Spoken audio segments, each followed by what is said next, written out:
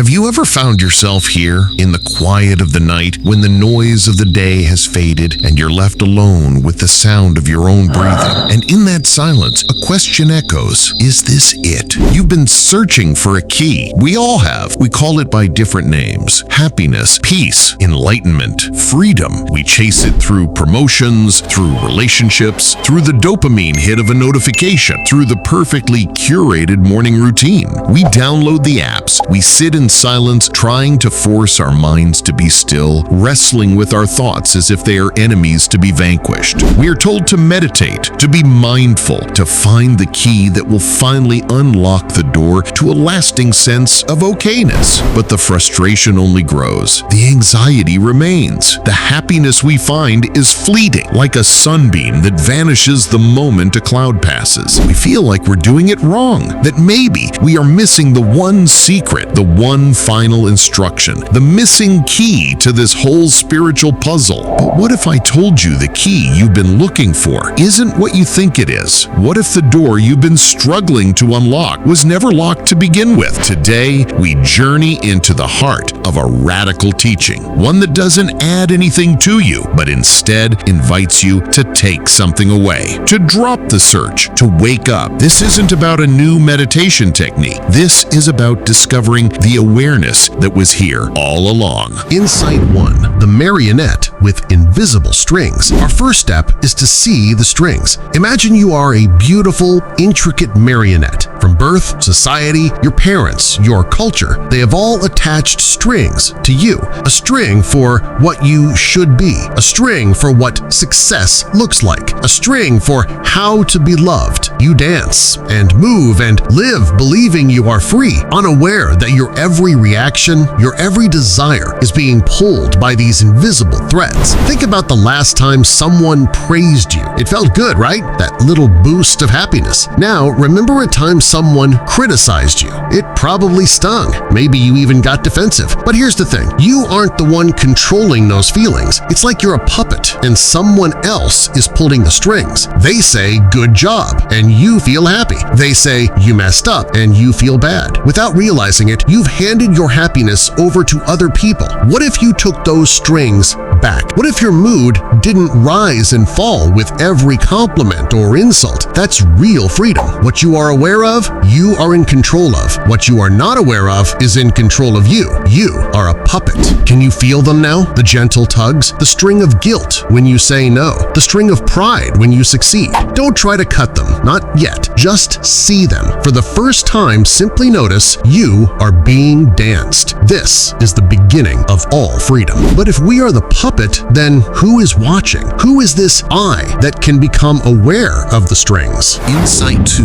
The reflection in the water. This brings us to the great illusion we live inside. Your identity, the person you call me, is like a reflection on the surface of the water. It's a collection of your name, your job, your history, your successes, your failures. When the water is calm, the reflection looks solid, real, but the slightest disturbance, a lost job, a broken heart, a harsh word, and the reflection shatters. We spend our lives terrified of the wind, trying to protect a fragile image. But we are not the reflection. We are the vast, deep, silent water beneath. I once knew a guy who was a big-shot CEO. His whole life revolved around being the boss. It was who he was, how he talked, how he saw himself, everything. Then one day his company got sold, and just like that, his job was gone. He told me, I looked in the mirror and didn't even recognize myself. He didn't just lose his job, he lost his identity. That's what really crushed him. It wasn't the job that hurt, it was the fact that he had tied his entire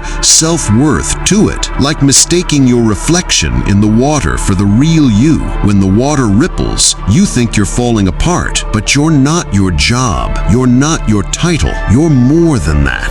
The I is a non-thing, it's a thought, It's a label. It's a sound you make. It's a noise in your head. But it's not you. Who are you when you are not your name, not your job, not your successes or your failures? Feel into that space, that silence behind the labels. It might feel terrifying at first, like an empty void, but stay with it. This emptiness is not a void. It is fullness. It is the water, not the ripple. It is the sky, not the cloud. Insight 3. The bird in the labeled box. Once we see the illusion of me, we can begin to see how we trap the whole world in the same prison. To experience reality is to encounter a living, breathing, mysterious bird in flight. But what do? Almost instantly, we catch it, put it in a mental box, and slap a label on it. Tree, enemy, beautiful, ugly. The moment we label it, the living reality is gone. We are left interacting with a dead concept from our past. When you walk down a busy street, you don't really see people. You see labels. Rich guy, homeless man, college kid, tourist. You don't actually look at the sky. You just think, oh, that's the sky, and move on. Your mind is like a pair of dirty glasses. It slaps old ideas onto everything fresh and new. Without realizing it, you're living in a world of your own thoughts, not the real, alive world right in front of you. The truth, you're surrounded by miracles, real people, real moments, but you keep missing them because you're too busy seeing what you expect to see. The day you will be awakened, you will say, I was a fool. I was a fool. The conceptual knowledge has to be dropped. Then you will see. Try this just for a moment. Look at your hand, but don't call it hand. Don't think about what it does. Just see it. The lines, the color, the texture, the life pulsing within it. For 1 second, can you experience it without a label? This is what it means to be awake, to see the world fresh in every moment. Wait, are you feeling a resistance to this? A voice that says, this is nonsense. Labels are necessary. Good. Notice that voice. That is the programming fighting to keep you asleep. Thank it for its concern. And let's continue. Insight 4. The sun behind the clouds. We've been taught that happiness is something we must build, earn, or find. This is the most profound misunderstanding. Happiness is not a structure you build. It is the sun. It is always there, brilliant and constant. Unhappiness, anxiety, fear, these are merely clouds. We spend our lives analyzing the clouds, trying to fight them, seeding them with positive affirmations, hoping they will go away. But you don't need to do anything to the clouds. You just need to understand that you are not the clouds. The sun is your natural state. Remember being a little kid, lost in play. No worries, no thoughts, just pure happiness. That joy didn't come from getting a toy or winning a game. It came because, for once, your mind wasn't busy wanting things or stressing about life. For a moment, all that noise shut off, and what was left was you, just being. No chasing, no wishing, just alive and free. Real happiness isn't about grabbing more. It's about letting go. Happiness is our natural state. Happiness is the natural state of little children to whom the kingdom of heaven belongs until they are contaminated and polluted by the stupidity of society. Right now, what clouds are you identifying with? The cloud of worry about the future? The cloud of regret about the past? See them for what they are. Weather patterns drifting through the vast, luminous sky of your awareness. You don't need to create the sun. You only need to accept you are not the cloud. Insight 5. The burning coal you won't drop. So if happiness is our nature, why are we so often miserable? The answer is in what we are clutching. Every attachment you have is a burning coal that you are clutching in your hand, believing it is a precious diamond. Your attachment to someone's love, your attachment to success, your attachment to being right. You think the pain comes from the world outside, but the pain is the burning coal in your own hand. The world simply says, drop it. Picture a woman whose happiness depends completely on her partner. When he's sweet to her, she's on cloud 9. When he's cold or distant, she's crushed. She begs, nags, and tries everything to make him love her the way she wants. But the more she tries, the worse she feels. A wise teacher wouldn't tell her how to change him. Instead, they'd say, your pain isn't coming from his actions, it's coming from your death grip on how you think he should be. You're holding a red-hot coal, demanding it stop burning you. Let go. The relief isn't in fixing him, it's in freeing yourself. The root of sorrow is attachment. The root of sorrow is clinging. The only way to be happy is to drop your attachments. What are you demanding from the world, from others, from yourself in order to be happy? I will be happy when. Whatever follows that phrase is your burning coal. Look at it. Feel the heat, the pain of it. It promises security, but it only delivers suffering. Can you imagine, just for a second, what it would feel like to open your hand? But dropping our attachments feels like dropping life itself. How can we live without desire, without preference? This isn't about becoming a passionless stone. It's about learning to hear the music correctly. Insight 6. The Symphony of Reality. We think we need to control life's music, but our job is simply to listen. Life is a grand symphony. It has beautiful, soaring melodies, the major keys of joy, success, and love. And it has deep, dissonant chords, the minor keys of loss, failure, and pain. We spend our lives trying to be the composer, demanding that the orchestra play only our favorite tunes. When a sad note plays, we cry out, "This is wrong!" But a symphony with only triumphant notes is not a symphony. It is noise. The awakened person is not the composer. They're the audience, listening to the whole masterpiece with reverence. Suppose your flight gets canceled. The automatic reaction? Rage. This shouldn't be happening. It's like yelling at a song for having the wrong notes. But there's another way. Just notice. The flight is canceled. That's the reality. No drama, no story. It's not good or bad, it just is. From that calm space, you can handle it. Call the airline, book a hotel, whatever. But you're not fighting reality anymore. You're just dealing with what's in front of you, without the meltdown. The world is fine. There is nothing wrong with the world. What's wrong is your programming, your conditioning, your attachments, your demands. Stop fixing the world and fix yourself. What note is life playing for you right now? Is it a note of loneliness, a note of confusion, a note of simple contentment? Can you stop judging the note and just listen? Can you allow the symphony of reality to play as it does without demanding a different song? In this listening, a profound peace is born. Insight 7.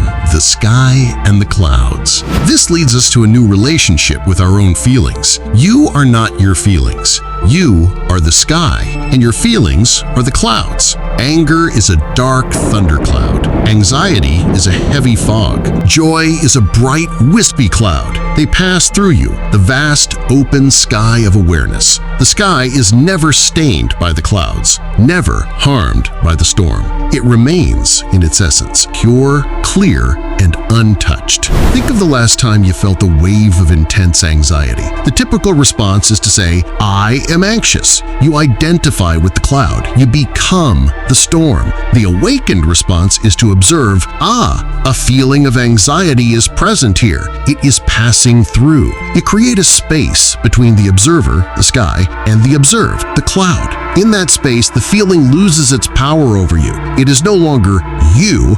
It is just weather. Negative feelings are in you, not in reality. So stop trying to change reality. It's a futile attempt. No one has ever succeeded in rearranging the world so that they would be happy. The next time a difficult feeling arises, try this inner shift. Instead of, "I am sad," try, "There is sadness here." Instead of, "I am angry," try, "A wave of anger is passing through." Feel the difference. You are not the wave. You are the ocean. You are not the cloud. You are the sky. Insight 8. The light in the dark room. And so we arrive at the final, most simple and profound truth. This entire journey has never been about fighting or changing. If you are in a dark room, do you fight the darkness? Do you shovel it out the window? Do you push it away with your hands? No, that would be insane. You simply turn on a light. Awareness is that light. You don't need to fight your ego, your conditioning, your attachments. You just need to turn on the light of awareness and see them. A man is trying to quit smoking. He uses willpower, patches, punishments. He fights himself constantly. He is shoveling darkness. Then he encounters this teaching. He stops fighting. He just watches himself. When the urge comes, he observes it. When he reaches for a cigarette, he watches his hand move. He watches himself light it. He watches himself inhale. He does this with no judgment, just pure, detached observation. And one day, in the light of that seeing, the urge simply dissolves. It was never a monster to be slain, only a shadow that could not exist in the light. Don't change, wake up. Awareness is the only agent of change. Not your effort, not your will, not your resolutions, just awareness. What part of yourself have you been at war with? Your procrastination? Your insecurity? Your anger? What if you laid down your weapons? What if instead of fighting, you simply brought the gentle, non-judgmental light of awareness to it? Just watch. The seeing itself is the healing. The light itself is the cure. And so we return to the door. We spent so long searching for the key, convinced that happiness was locked away in a room we couldn't enter. But the transformation was never about finding the right key. It was the realization that there are no walls. The room was an illusion created by our own minds. We were already standing in the open field of reality, but we couldn't see it because we were staring so intently at the door. The happiness you seek is not on the other side of a locked gate. It is the very ground you are standing on, the air you are breathing. We thought we were puppets, but we are the silent awareness that watches the dance. We thought we were the fleeting reflection, but we are the deep, eternal water. We thought we had to create the sun, but we are the sun, momentarily obscured by the clouds of our own thinking. We don't need to fight the darkness. We are the light that dispels it. This is the meditation that is not a meditation. It is a constant, gentle, non-judgmental seeing. It is waking up from the dream of me into the vibrant, living reality of what is. Let the words of the Master land in the silence of your heart. And the final liberation is this: the bird is not in a cage. The bird is the cage. The bird is the cage, and the cage is the bird. There's nothing to break out of. You just have to see this. So I leave you not with an answer, but with a gentle invitation, a personal challenge for your own quiet moments. The next time a strong feeling arises, joy, sadness, anger, fear, can you resist the urge to label it mine? Can you simply observe it as a cloud passing through the vast sky of your being? Can you watch it, feel it, and let it go without clinging and without resisting? Can you, just for a moment, stop searching for the key and realize you are already home?